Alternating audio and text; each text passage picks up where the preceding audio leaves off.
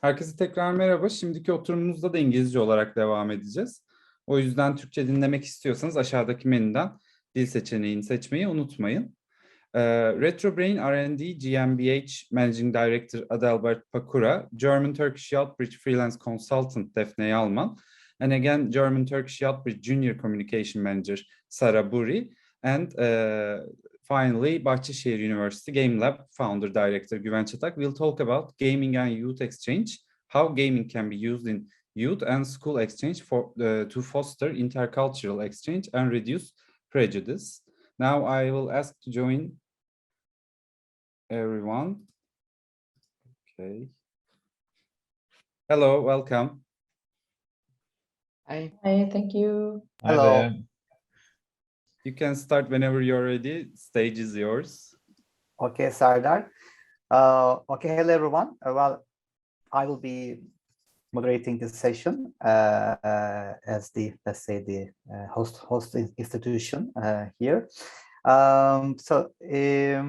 Yeah, actually Sardar introduced us, but if you want to say more about yourself, Defne, Adalbert, Sara.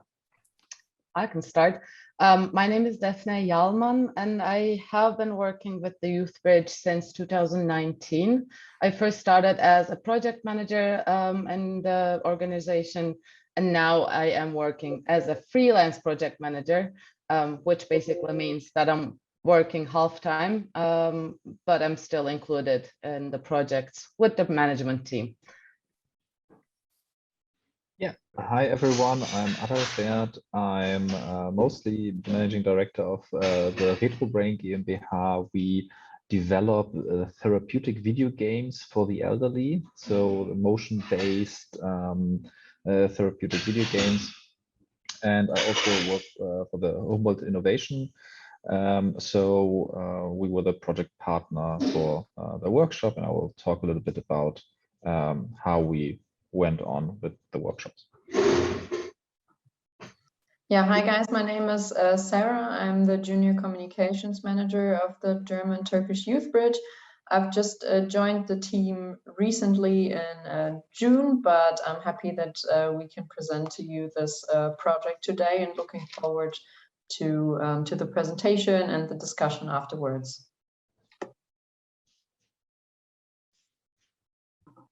Sorry, and also we will have some participations too, like who attended our workshops actually, so they will also share their experience like later. So I guess we could just maybe start by sharing our presentation to talk about this experiment of gaming and youth exchange. Can you actually see my screen? Yes. Okay, perfect.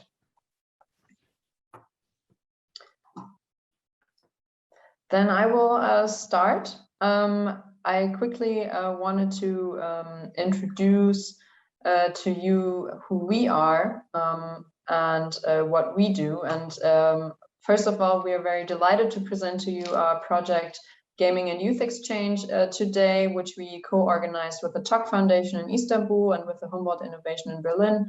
This is why Adalbert is here with us today, and the Bug Lab. This is why Güven is with us today. And with the generous support of the German Federal Foreign Office. Us, the Youthbridge, is the central funding organization for German Turkish Youth Exchange, and we are a nonprofit based in Düsseldorf, Germany, and we were founded by the MacArthur Foundation. And our goals in our day-to-day work are the encounter, empowerment, and social participation of young people from Turkey and from Germany. And we think that youth exchange empowers youth to overcome prejudice, to gain self-confidence, and, for example, learn new languages. And it promotes the youth's creativity, ability to work in teams, and their social engagement. But until today, most actors in the field of youth exchange are pretty convinced that young people must meet in person to learn about and from each other. And to build trust and to become friends.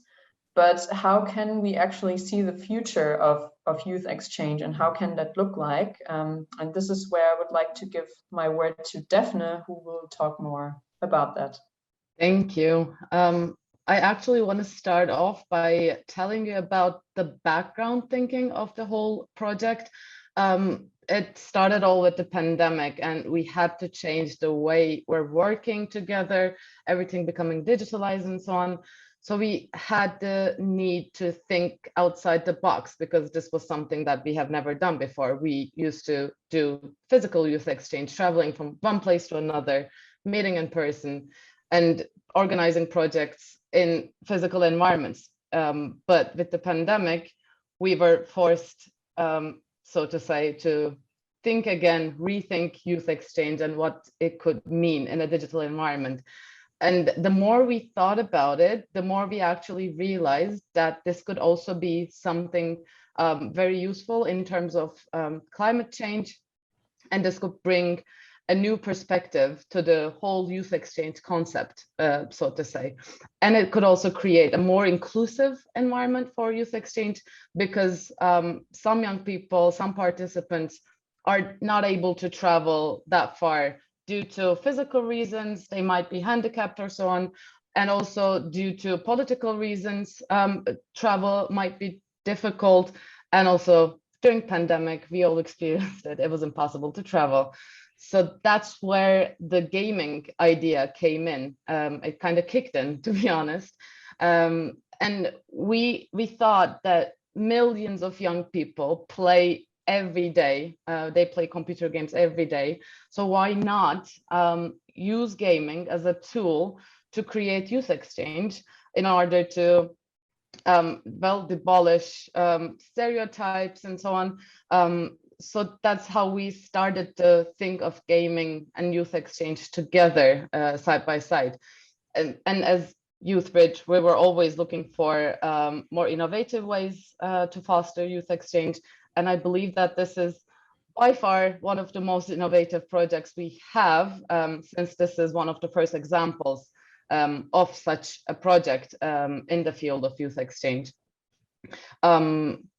That being said, how we did it, Adalbert would explain that in detail. Yes, hi everyone. Yeah, so because we had a lot of experience in that field, using games in different contexts as a Humboldt innovation, but also with RetroBrain.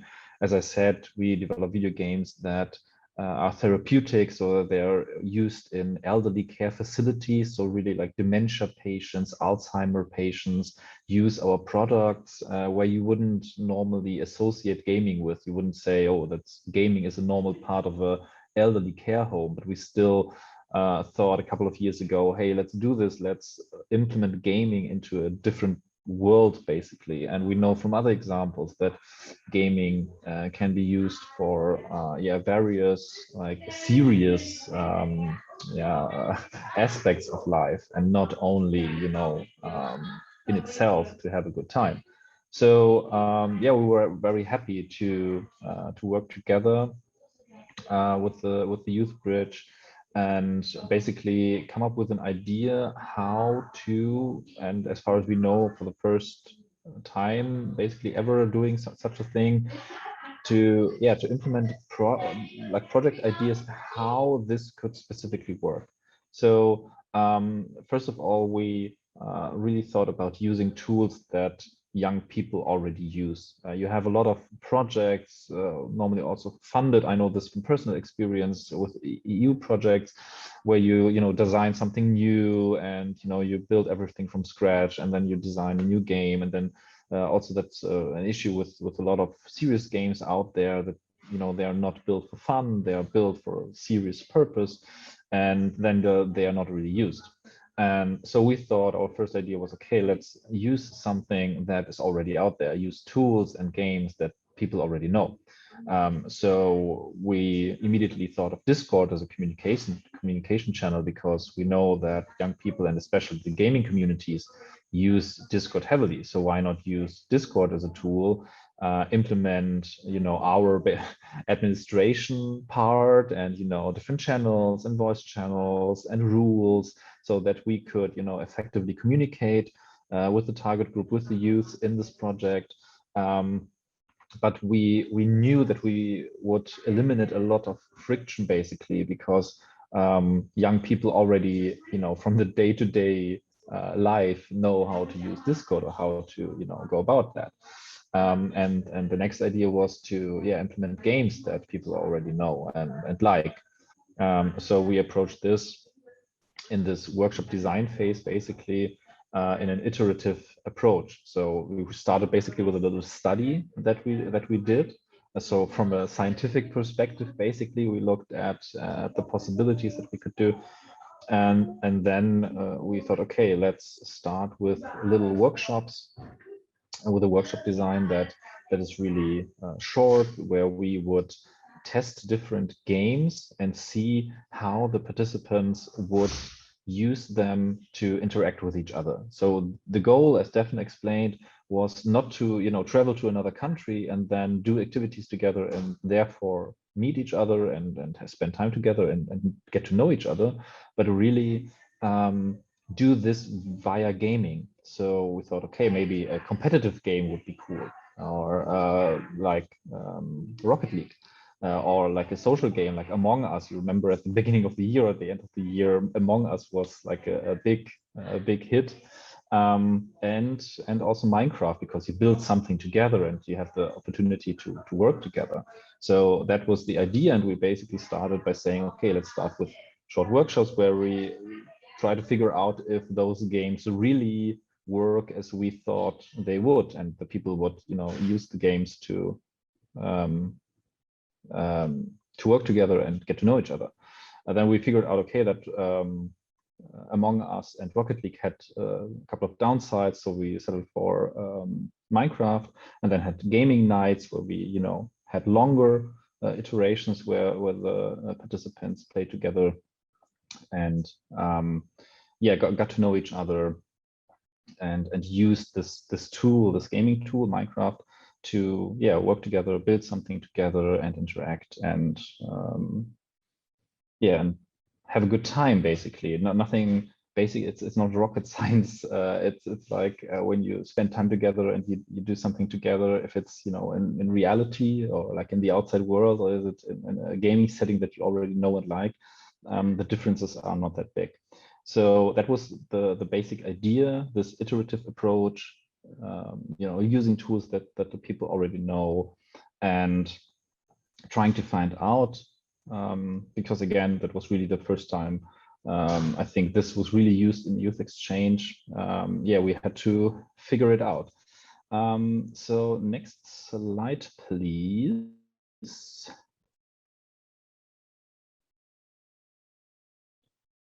There should be, we brought you a little video. I'm gonna play it now. I just need to put my audio a bit down so that you guys still have ears afterwards. Just a second. Okay, so we have a little video that was edited together of the workshop, so that you get a little feeling how that went. Let's see if the audio goes. If it doesn't work, I can just talk over the video. Oh no, it works.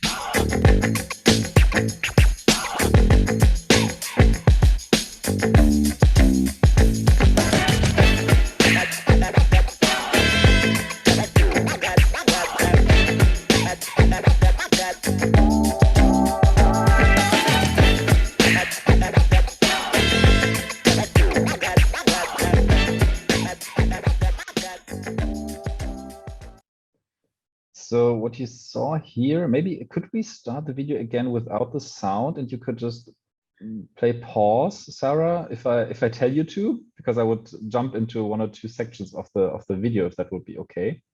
Yes, sure. I just need to see how I can. I think now it should work. Let me play it again.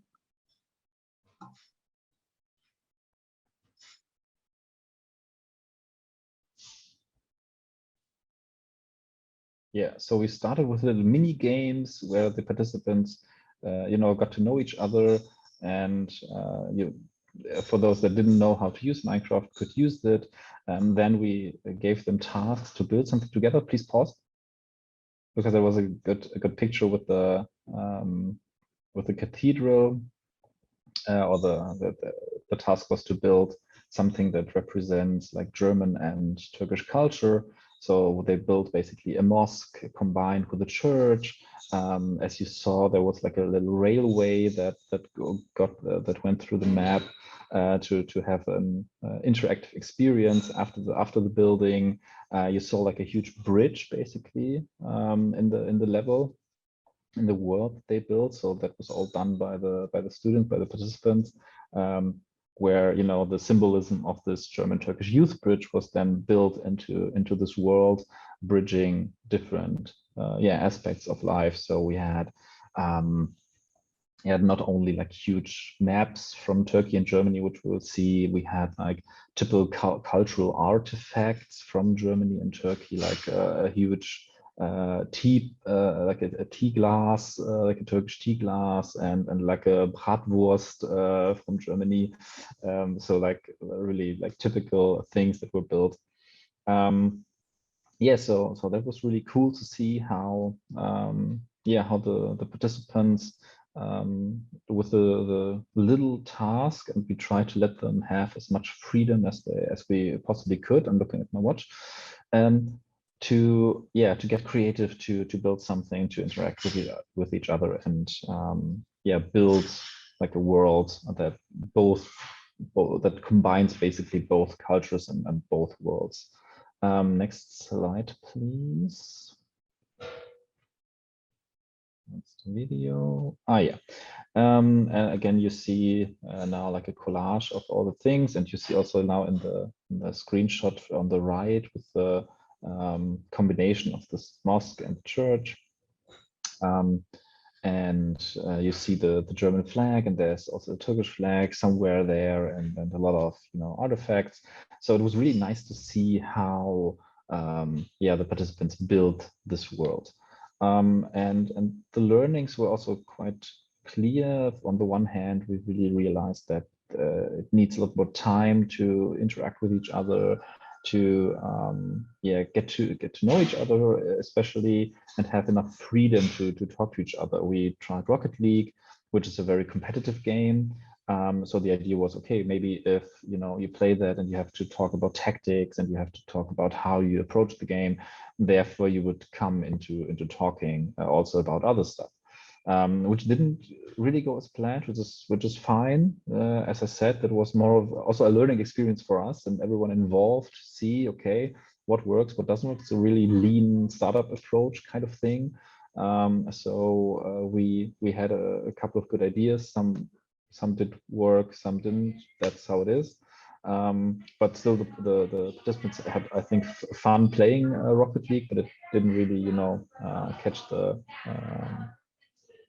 this part of exchange among us was also quite fun. But it doesn't have like this. It doesn't get repetitive, but it gets a little bit. You know, you have just this game design that is a little bit limited. We thought that could be nice to have these little rooms where 10 people are together and they play, and you get to know each other, because you have to always convince the others that you are not the killer, as you know. For those of you that don't know Among Us, it's basically a game where you there are 10 people on a map, 1 or 2 are killers, and nobody knows who the killers are. So they try to be sneaky and kill each other. And so you have to talk in between a lot about how it goes. So yeah, well, that was one of the big learnings, to really use something like Minecraft that it gets the people do creative things, you know, have the option to go over a longer distance of time. So that was quite a journey also for us to learn about how gaming can be used in youth exchange in a structured way. Maybe the next screen, Sarah. Yes.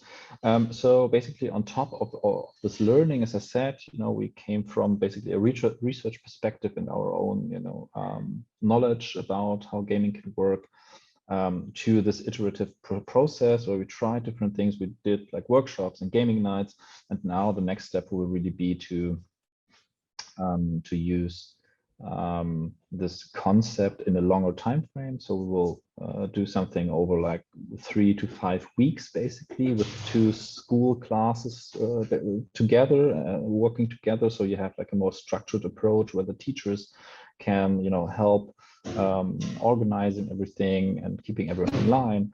And you have this opportunity to get them to use this longer time frame, basically, and yeah, really get to know each other better and also build cool stuff.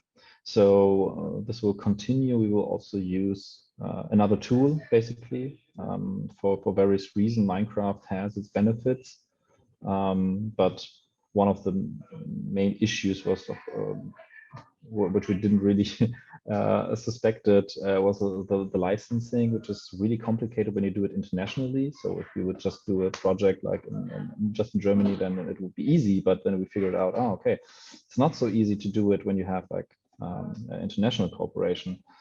So we settled for the next project for Mindtest, which is an open source tool, so that we would have a lot of the benefits, because it's basically also a voxel-based game like Minecraft, but in an open source way. That was really, to wrap this up from my part, was a great experience to have this opportunity to go from scratch, basically. Designing with all the project partners together was a great opportunity to also work with the Game Lab and Bahcesehir and the DTOP and us together, and figuring step by step out how that could really work. I hope that's good from the time, because I tend to talk more. Okay, we'll talk more actually. Okay, I guess I can continue with the next slide.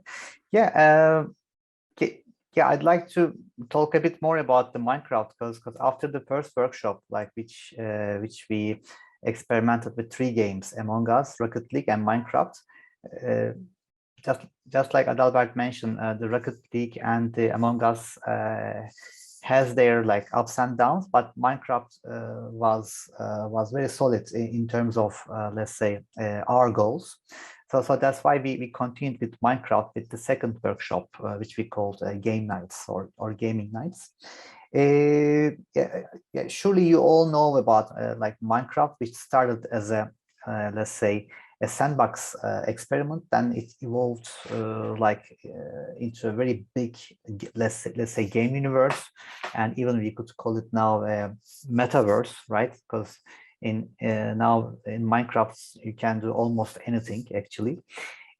Surely I think it changed like after Microsoft has bought the company which developed the original Minecraft, and now it's a huge platform. It's a metaverse, but Minecraft is probably now the only game which is used that much for different purposes, like let's say even especially for education. So that's why it has a Minecraft education edition, and now it's used in different levels of schools, like high schools, elementary, etc., and for different purposes, for teaching language, for doing maths, for doing chemistry, or some let's say like trying to teach some let's say social skills and etc. So like it's like vastly being used in education. So I want to like emphasize that. And also the other thing is Minecraft is also being used, let's say I mean, besides let's say playing it and also creating worlds, it's also a platform which you can express yourself artistically. You can, let's say, build worlds, build, let's say, settings and etc., and share them with the community. And the other thing is you can use Minecraft for, let's say, social purposes, for, let's say, as a problem-solving device. For example, the project which is called Block by Block is, I think, it's a good example. So it is it's a project where you try to solve city planning problems by actually involving the city inhabitants, and they are by using Minecraft, they are actually proposing their, let's say, designs, which they also experience in Minecraft, let's say virtually. But then later on, the city planners, take those designs and try to, integrate them with the actual city. So, so in a way, it's a very good tool to involve the people who are living in that region. So that it's not just about like filling a survey, like what do you want in your region or in like with your surroundings. It's actually about really expressing yourself, your ideas, and actually your designs. And it's let's say and you are doing it in a collaborative sense, like as a society. Maybe one last thing, which is also a quite good experiment, but maybe it is not really like a complete product now, Minecraft Earth. But this time it's about like really mixing the physical world with the virtual world. It's an augmented reality app, and I'm sure if they continue, if Microsoft will continue this project, it will also create a metaverse too, because by Minecraft Earth you can really create your own, let's say, spaces in physical, actual physical spaces. You can build your own virtual spaces on, let's say, places which you can share or express your thoughts. It's kind of like a public space in a which is virtual, but it can be perceived with just smartphones and etc. So that's like all I'm saying is Minecraft still has a great potential. Now we have some other tools, just like Adalbert mentioned, for example, like Minetest, which is open source. So there are some other tools too, but they're also, I think, inspired a lot from Minecraft too, probably. And yeah, that's why the Minecraft has come to front, so that like we were solid about using it. Okay, we can continue to next slide. Okay, like I guess we all said the same thing. Like this whole project's an experiment, because in a way during this COVID era, COVID days, like we try to like find ways to build up new dialogue bridges. So that's where the gaming kicked in, just like Defne said.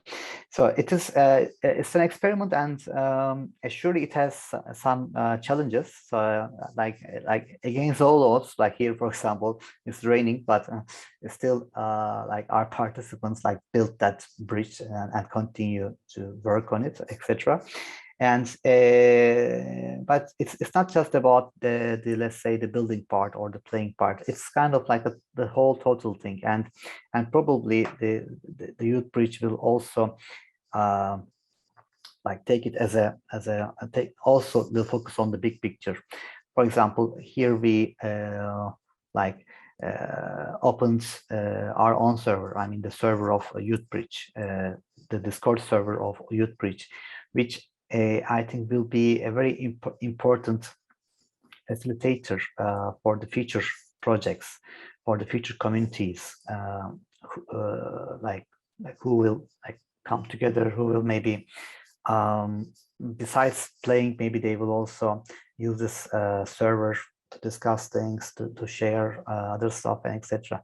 But surely Discord is a very popular, let's say, communication tool, especially in the gaming scene.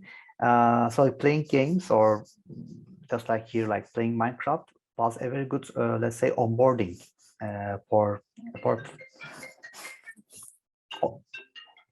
onboarding tool for people, let's say, to come together, to share together.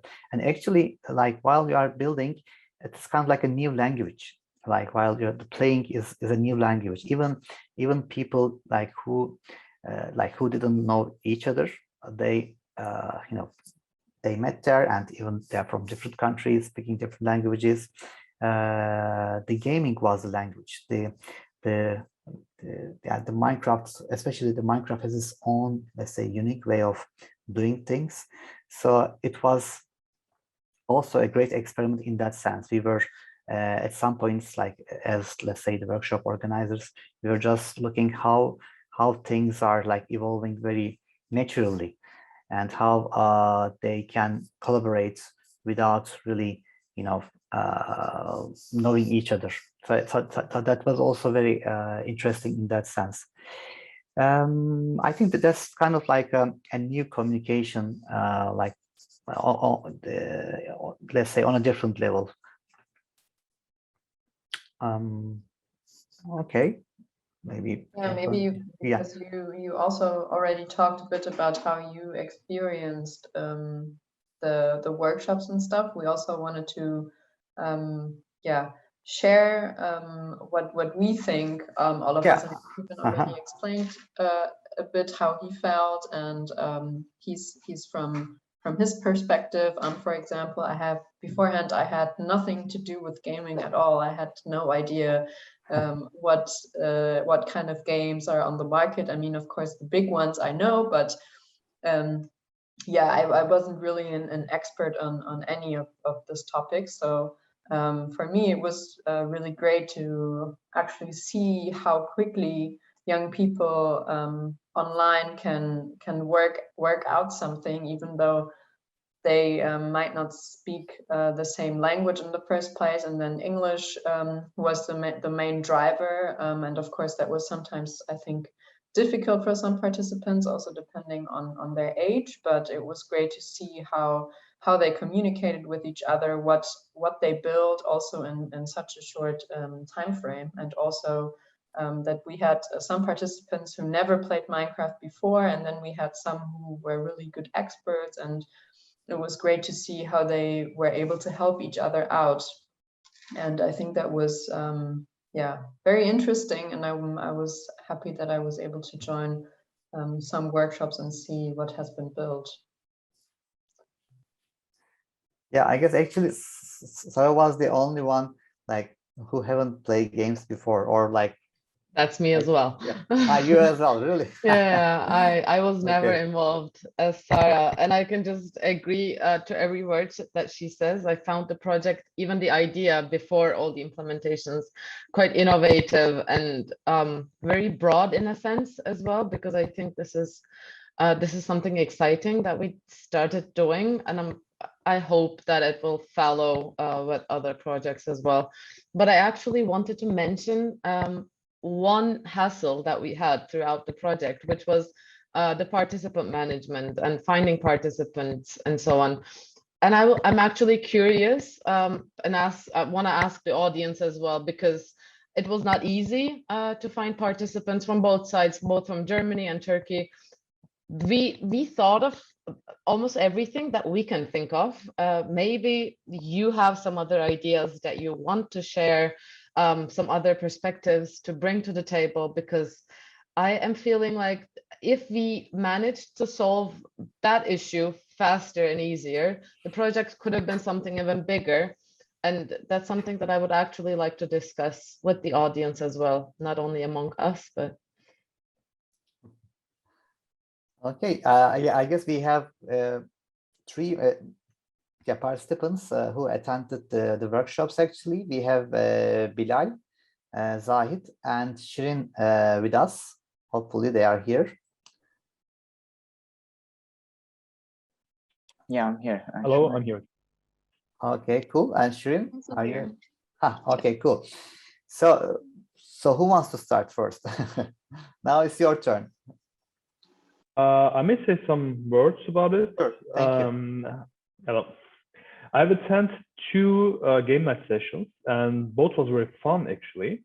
And the first one, I met with two friends. One of us were German, one of them Turkish, and we have there was like two places they want us to create some stuff, and they don't say what it is. And then we came with an idea that okay, we build a bridge between these places, and we just created the bridge, and we created some water under it, and then we chat about it, and we chat about the history, we chat about the culture, and it was very beneficial actually. And then the second one, I was trying to create the Basilica Cistern, and then two German friends, I remembered their nicknames, but sadly not their names, and they asked me to if they can help me, and I told them about the history of the building, and then we talked about they created a map of Germany, and they planted some potatoes around it, and I asked about it and what is that, and they told me about that the potatoes were famous in the Germany, and there was some youngest jokes about it, and also they are the I think the biggest potato exporters in Europe, all around Europe, and they ate like more than 50 kgs in a year, approximately. And then I learned something and some stuff, and I see that the Adalbert was like laughing, and that's what I learned from the sessions. And I told them about our monuments and what their history and the old Byzantine culture. And that was really fun for me. And then I was the oldest in there, I guess. And I'm 27-ish. And then they asked me about the game design master course that I'm studying right now in Bahcesehir University. They asked me about the market, and they asked me about Turkey and how we design, how we develop the games and how it works. And just they want me to enlighten the way they might reach. And they was like high school guys, and yeah, it was all beneficial for me, both for me and for them, I guess. And we're still in touch with each other with Killer Toast, and its nickname. And then, yeah, that's all. That was fun. I just spent 2 nights and learned a lot of things about it. Very cool. Well, thank you, Bilal. Yeah, you're welcome. Okay, how about Zaid or Shirin? Just I can talk about it. okay. So I was in the Rocket League session. So one that didn't have that much of a cultural exchange as the other ones, as you also talked about. And I wanted to reflect on the reason and everything, but obviously at first I want to say that it was really fun to participate in such an event, and being in teams and interacting with others, and this international interaction was a good idea in the beginning. But Rocket League in its nature, I didn't participate in the other ones, so I can only talk about the Rocket League one. When a game's fast-paced nature and its moment-to-moment gameplay is so fast-paced, usually the interaction between the players become just reactions, but not any kind of creative input. So what we usually did was we reacted to what happened, or we scored, we're winning, we're losing. It was mutual, emotional interaction and exchange, but the creative input was limited, obviously, because of the mechanics of the game and the nature of the game. But when it comes to games like Minecraft and other games where there's idle time and people need to talk to each other and there's creative input, I think people tend to be more personal sometimes, and the cultural exchange, the possibility of cultural exchange increases, because it's not just about the game and winning and losing. It's also about what you're doing at the time, and the creative process naturally brings the unique cultural ideas from players around the world. So I think that is the reason why Rocket League session was not as in terms of like as creative as the other ones. And I think that the idea, as an overall idea, I think the idea that we should communicate with the usage of entertainment, I think is an amazing idea, because people usually tend to be more closed, but they open up when there's entertainment and when they're having fun, and when they're doing things together for the same goal, or even sometimes competing. These things usually create these emotions where you start opening up all of a sudden. So I think entertainment is one of the best ways to just internationally bring people together. So I think that's a great idea. And first trial version kind of showed that Rocket League doesn't work that way too much. So, but that was a good way to test it, you know, and we gave our feedback, and I think we took that feedback and went with, you know, more creative games. And I'm glad that is the case. And I hope in the future you can find even more creative games where there's more idle time and people can talk to each other in such a way, and have more cultural exchange and open up to each other more. And yeah, it was great fun. Thank you, Zaid. Yeah, maybe we will develop those games, right? I hope, yeah. Why not? And also, Shirin, let's take your insights too. Thank you. Yeah. Okay, well, I'm not German or Turkish. I'm from Tunisia, actually, but I lived in both countries for almost 3 years, pursuing my higher education. And so I know a bit of both cultures. And this workshop, I played in the Among Us workshop. It was very fun and everyone was super friendly. I never played Among Us before, but we had a person who explained it to us super easily and fast. And everyone was enjoying the game together. We were joking around immediately. No one was shy in the beginning or anything like that, which I really enjoyed. And yeah, I mean, I would love to play more games like this online with international people. I think there was someone else from Vietnam who studied in Germany. So it wasn't just me who's the foreigner. But it was amazing fun. And online games have been doing this for quite a long time now. And it was always bringing people together from all around the world. And we would love to see more of it. Yeah, it was enjoyable. Great, thank you. And also thank you for, let's say, participating to this event, and hopefully you will let's say later on attend the future ones too. Of course. One thing, sure. I think Miss Defne am I saying your name right? Okay, yeah. She asked like, how can we bring more students into this, right? Or more participants into this? And I think the best way to do is with universities, because people our age want to play around with people and they want to meet international people and do these things, workshops with them. So I think if you target universities, perhaps like send brochures to them or their online pages or anything, tell them about this workshop. A lot of more students will participate in this and you'll have more people to like see this, how this workshop works on them. Thank you. That's good feedback. Thank you.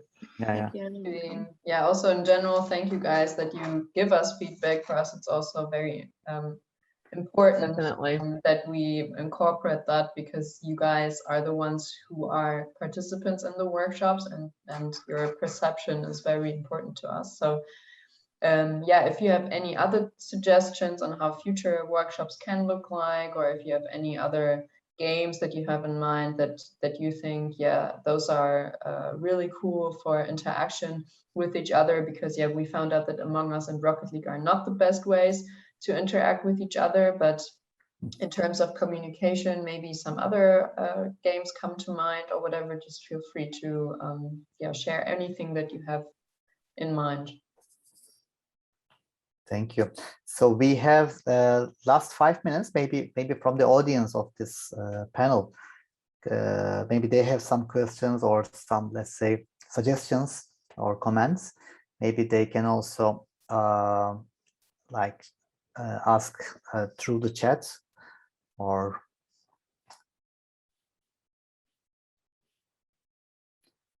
So any questions you see, Serdar?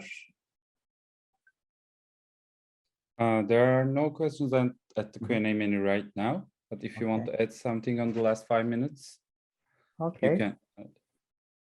Cool. Yeah, and also maybe I can just shoot last one.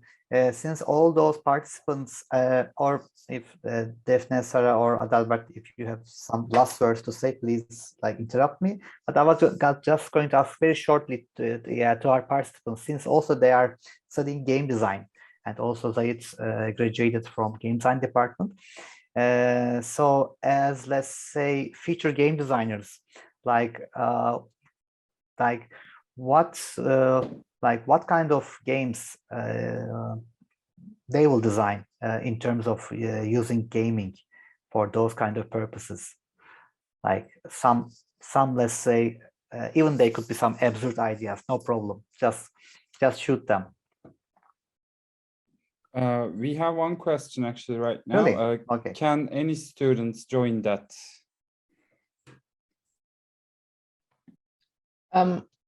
I can try to answer, and then if I am missing anything, my team can adjust. Any students, from what I'm understanding, the question is if students from any universities, any high schools, and so on can join in. The format that we're going to apply from now on the last phase of the project will be based on high schools and middle schools, which they will apply with a partner school from Germany and Turkey, and they will be selected through their applications.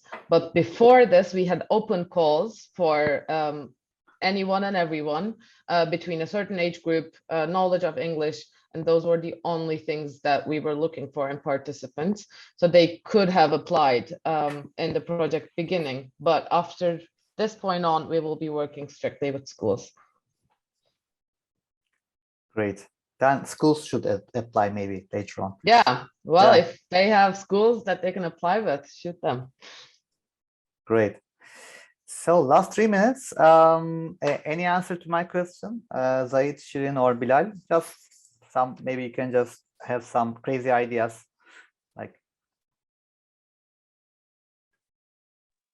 Well, actually, it's my final year this year, so I'm working. I'm gonna start working on my final project for graduation. I know. Yeah, but I don't think I'll make an online game because it's hard to get playing online with other people and stuff like that. It's difficult to develop on my own. I'm not a programmer or anything. So yeah, it's mostly going to be like an adventure. I was just trying to ask, in terms of let's say interaction, not maybe, just forget about the whole technical difficulties.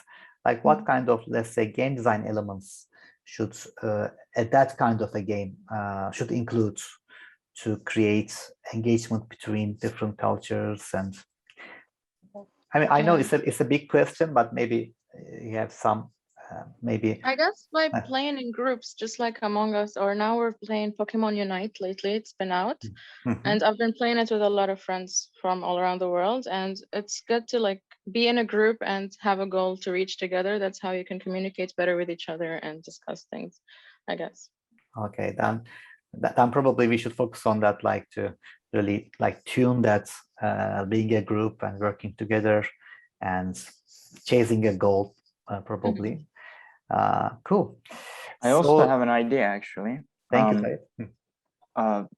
What I thought was maybe in real life you have a group of friends, just gather around, and some of them sit on a couch.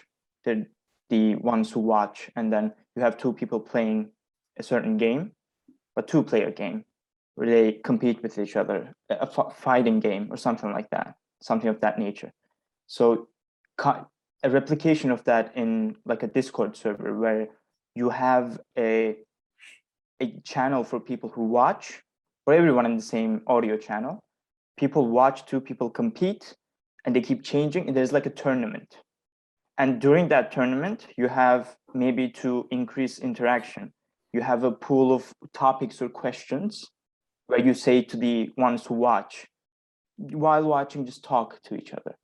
And kind of creating this game party kind of feeling. And they will exchange, and there's gaming, there's entertainment, but they're also there to talk to each other. This one is not a creative input kind of thing, but even if you go for the games that are really attractive to most people, you can kind of get some interaction from kind of giving them tips like, talk about this, maybe this is the topic of the day, topic of the week, or this certain event, and just talk about this normally. And then while these two people are gaming, Yeah, and I you can think talk about that too. yeah, And combine like all of these things. Yeah. adding some content which they could, let's say, gather under maybe. Yeah, Or- common or- topic. Yeah. Maybe. Cool. Good idea. Thank you, Said. I guess we reached the end of our time, and yeah, thank you all for participating, and also thanks to like Defne, Adalbert, and also Sarah, and all the others who are not here. Like actually, we are a big team, so it was a great adventure, and it continues. It still continues, but so far so good. Thank you. Yeah, and thank you, Bilal, Zahid, and Shirin for taking the time to join us today and give us some feedback. Yeah, you're Thank very you. welcome. Thanks, guys. Looking Okay. forward for where this workshop goes. Okay. Then see See you you in the there. next game night. Thank you.